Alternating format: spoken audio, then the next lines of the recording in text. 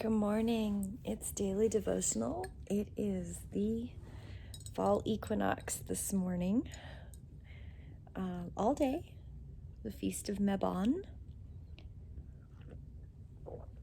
We are celebrating that the Harvest King has died and gone away, and he will be reborn again at the winter solstice. And the Mother Goddess has moved from her mother phase into the crone phase. And today's altars should be covered in black for the god and white for the goddess. And it is a harvest festival celebration. I'm going to read to you a hymn from A Year of Pagan Prayer by Barbara Nolan. And it's on page 230 if you would like to get this book. It's really good. Anonymous, written around 200 CE, and it's translated. O nature, mother goddess of all, artificer mother, sorry, it's early, celestial, we'll start again. Sorry about that. O nature, mother goddess of all, artificer mother, celestial, venerated, goddess of richness, sovereign, all subduer, untamed, steering, lightning all, almighty, nursing mother of all, undecaying, firstborn, legendary, enabling us, born of the night, all wise, light bringer, powerful in restraint. The tract of your feet is whirling and silent motion. O sacred one, cosmic mother of gods, unending one, bringing all to completion, common to all, but belonging to yourself alone, self-fathered, yet without a father, beloved, gladsome, great, flower-like, garlanded, beloved, accessible and wise, leader, accomplisher, life-giving, all-nourishing maiden, self-sufficient, justice, combining in yourself all the graces, presiding goddess of earth, air, and sea, bitter to the worthless, sweet to those who honor you, all-wise, all-giving, guardian queen of all, bringing food, freely endowing us with ripening plenty.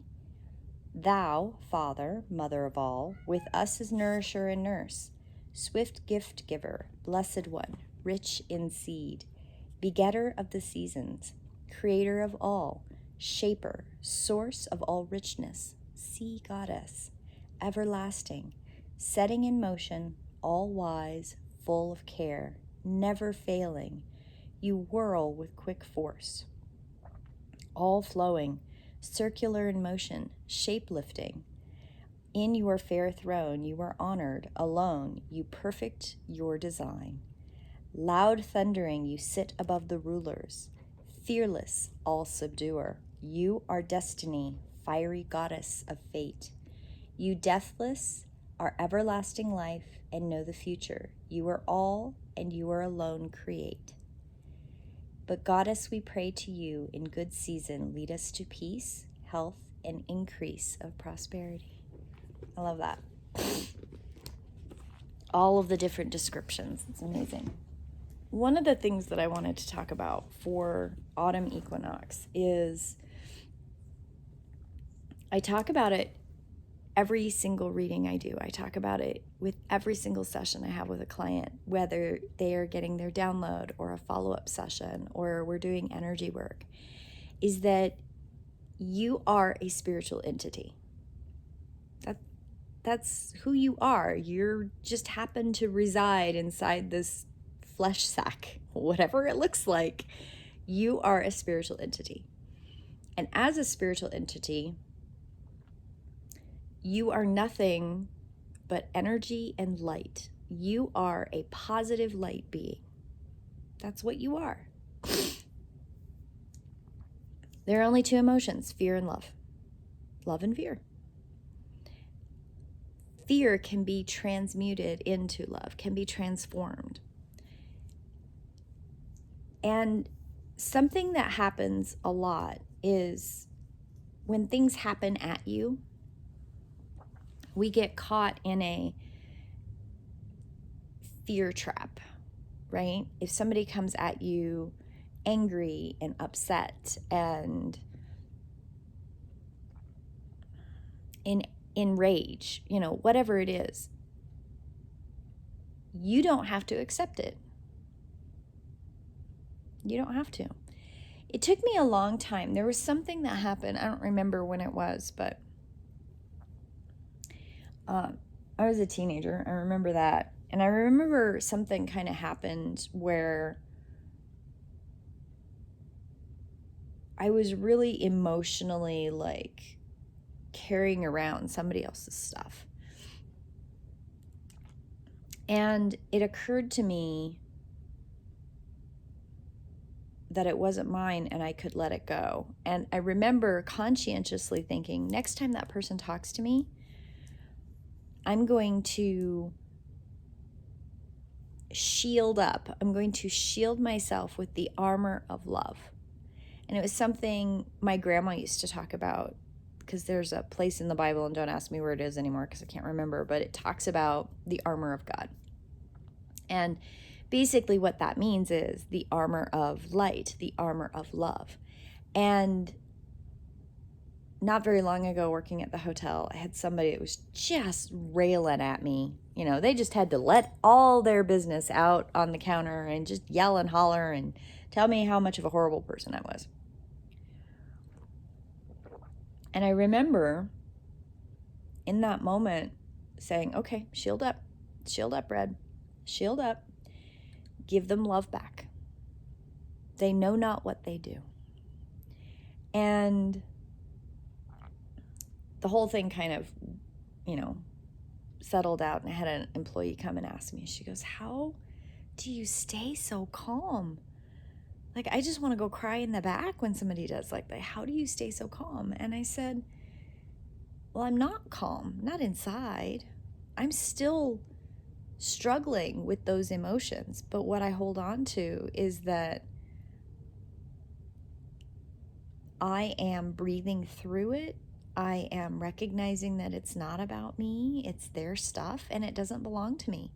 Now, of course, I touted it very much in a, business appropriate conversation, but what I was trying to get across to her was I don't accept that person's emotions.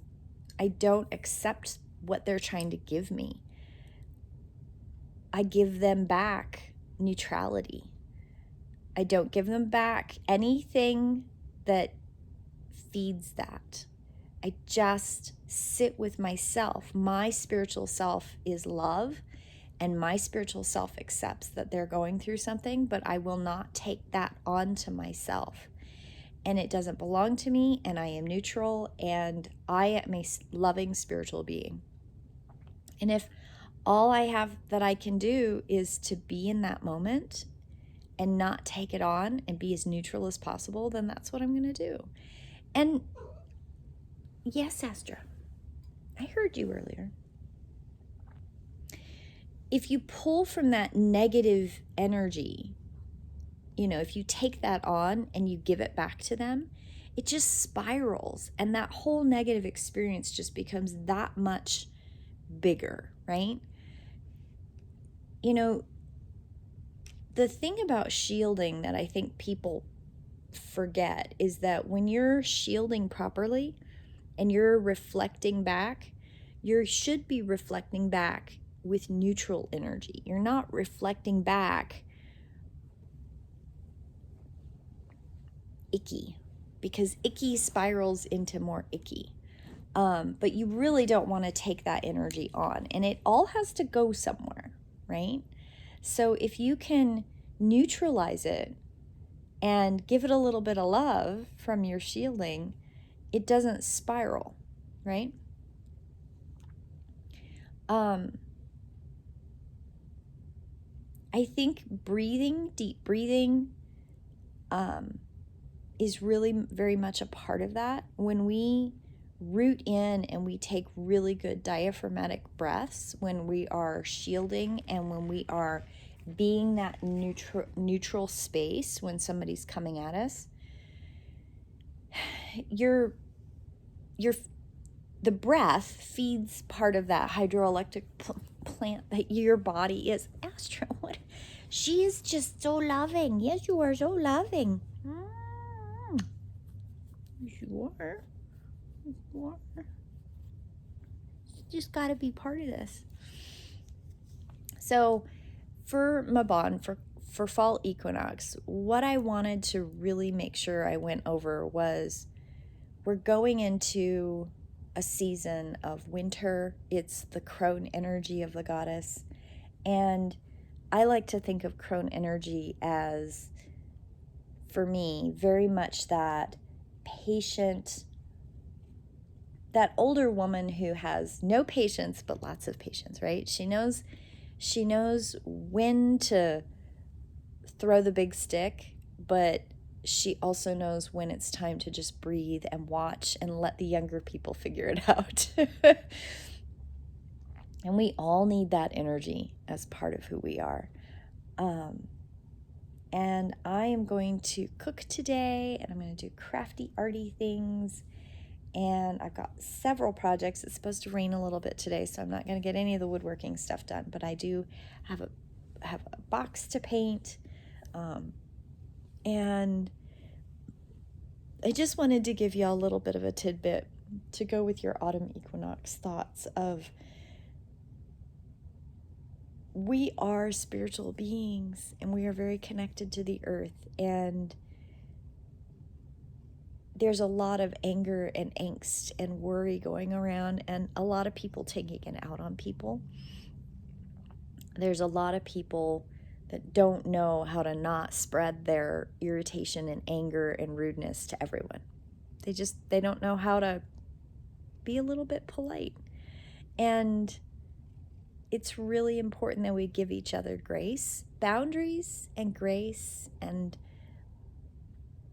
you don't have to love your neighbor, but you do need to be polite, and you need to give them the grace of their